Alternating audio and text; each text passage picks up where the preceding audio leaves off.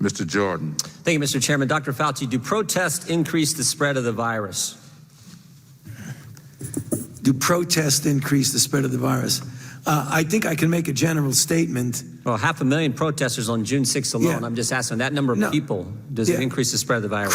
Crowding together, particularly when you're not wearing a mask, contributes to the spread of the virus. Should we limit the protesting? I'm not sure what you mean. How do we say limit the protesting? Should government limit the protesting? I don't think that's relevant to. Well, you just said if it increases the spread of the virus. I'm just asking, should we limit it?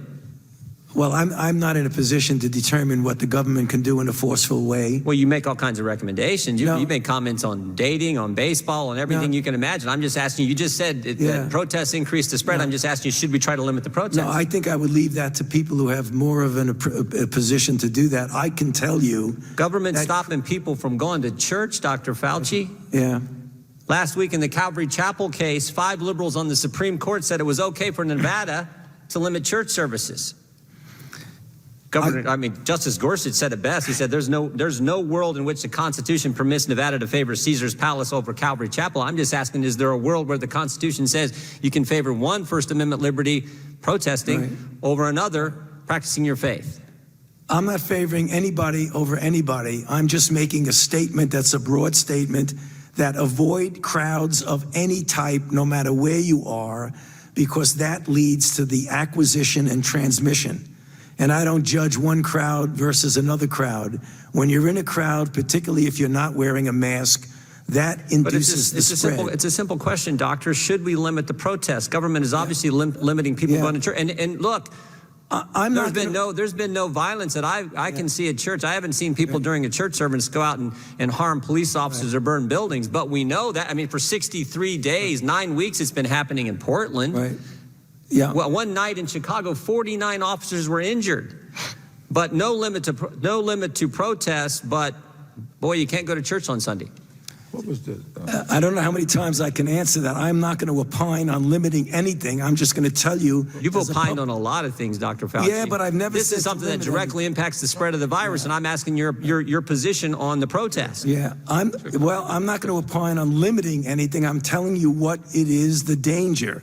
And you can make your own conclusion about that. You should stay away from crowds, no matter where the crowds are. Government has stopped people from going to work. In fact, just in New Jersey 4 days ago, Ian Smith, Frank Trombetta were arrested for trying to operate their business, their gym. They were arrested.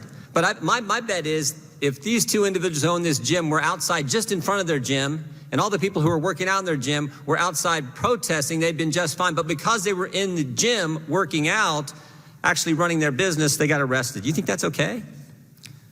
I'm not going to opine on who gets arrested and who does not. You get where I'm going. I'm telling you, as a public health official, I say crowds. Do you see the inconsistency, though, Dr. Fauci? There's no inconsistency, Congressman.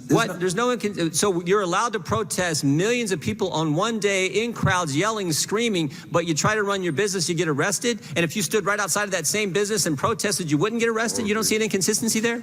I don't understand what you're asking me as a public health official to opine on who should get arrested or not.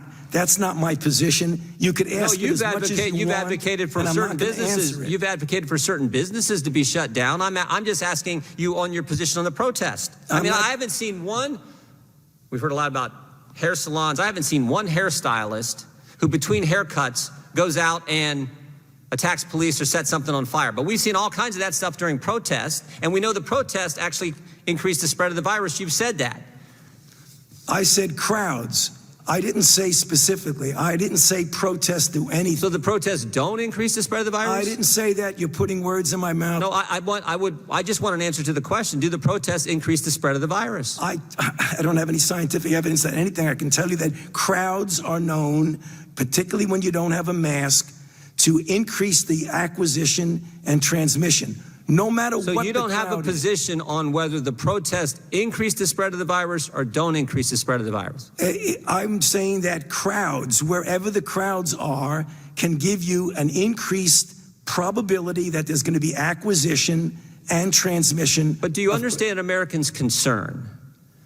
Protesting, particularly according to the Democrats, is just fine, but you can't go to work, you can't go to school, you can't go to church.